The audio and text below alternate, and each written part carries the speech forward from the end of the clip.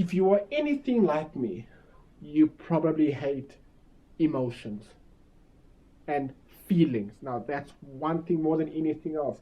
That in my days of using and in my days of drinking, I would numb that.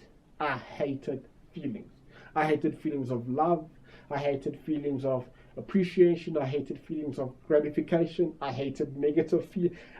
In my case, I just wanted to not have feelings, to be numb. I wanted to be a person that has no feelings, that doesn't get hurt, that doesn't get harmed. A person with no soul. Why? Because of so much hurt that I've been through in my life. I wanted to get myself to such a point that I have a cold heart that doesn't feel anything. And again, that's the case of many addicts. Running away from feelings, hating feelings. Now, one of the things that we want to feel, but at the same time, we're afraid to feel them, is the feelings of humility. Because a lot of people fear humility. And the reason why they fear it, it's a legitimate fear. Because of this hostile world that we live in, we're afraid that if we're nice people, and if we're humble people, and if we're good, kind people, people will take advantage of us. And that's the truth. People do abuse our kindness. But again, that is not a reason to justify not being a good person. Despite how people treat you, we're still obligated to be nice, good, generous, loving people. And the world today, now more than ever, is in desperate, dire need of loving and kind people. We are lacking good and kind people. Almost everybody is arrogant, prideful, hurtful, loving money, loving themselves, selfish, stingy, dishonest, lying, cunning, and manipulative. So, we need to strive to be those people that are very nice, that are loving, that are kind, that are helpful, that are of service to other people. And we need to be of service to other addicts out there. We need to help the still suffering addict and bring them close and bring them into the rooms and bring them into recovery and 12-step them into finding freedom from active addiction. So in step 4, we want to examine our feelings. That's what we have to do. We need to examine our feelings. Who are we and how do we feel? For much the same reason that we want to examine our resentment. If you listen to my previous lecture on resentment, we wanted to examine our resentment. Now we need to examine our feelings. How do we feel?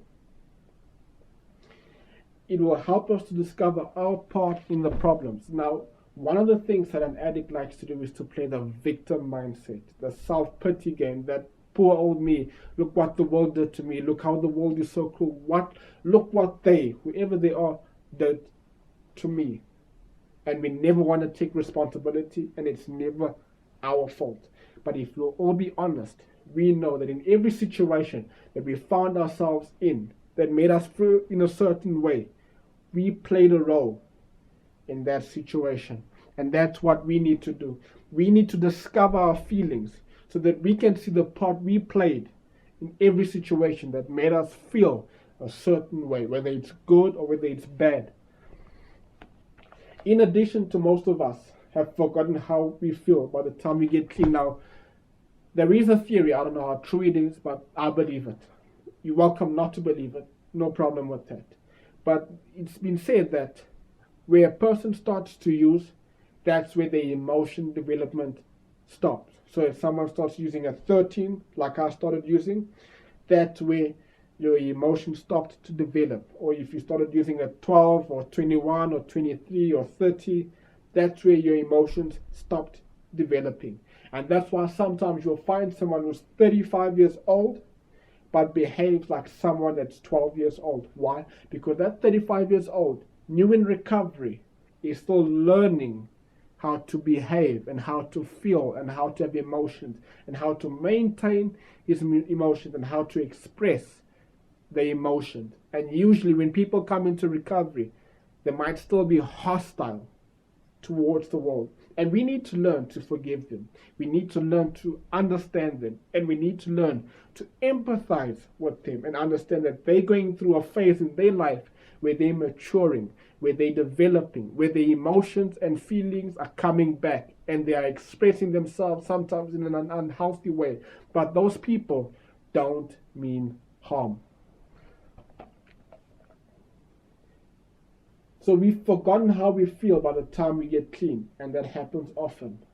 Even if we've been around a while, we're still uncovering new information about the ways we shut down our feelings. So like I said, the more we use drugs, the more we shut down and bury those feelings. And when we start to getting clean, even after 3, 4, 5, 6, 10 years, those emotions start coming back to life. And we find out new information about ourselves.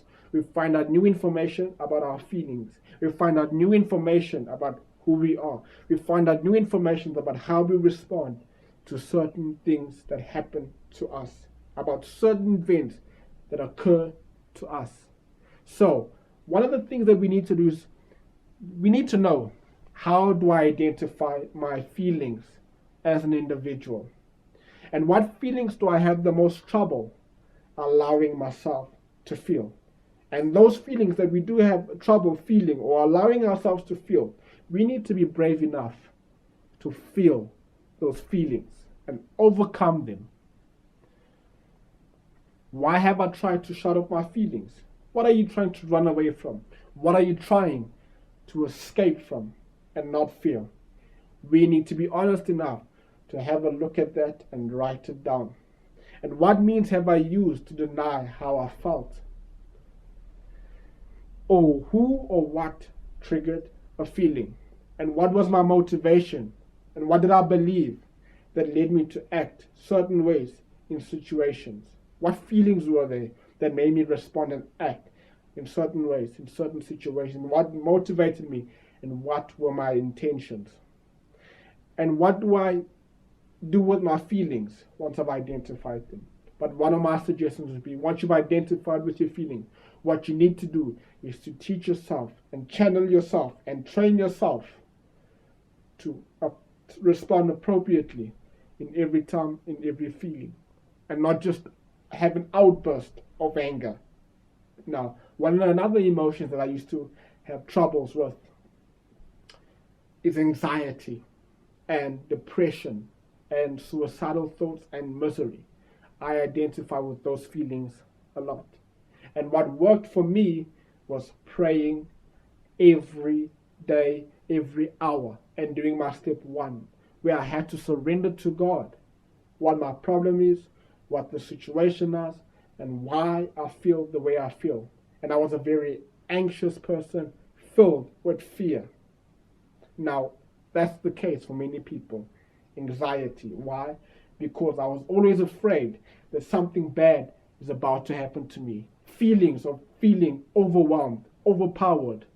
Something bad is about to occur. I remember those feelings. And I used to pray every day, sometimes every hour. And I used to get to a meeting and share and speak to my sponsor and be in service of other people. One of the ways to help you when you're feeling bad or feeling awkward or feeling negative, help other people. Get out of yourself and help other people find recovery. And by doing that, good feelings will be transported and transmitted into you. Well, I hope that you can overcome your feelings of anxiety, your feelings of anger, your feelings of resentment, your feelings of self-pity, your feelings of victimization, your feelings of fear, your feelings of depression, your feelings of suicide, whatever feelings you have. I pray to God that God gives you the strength and the power to find emotional sobriety.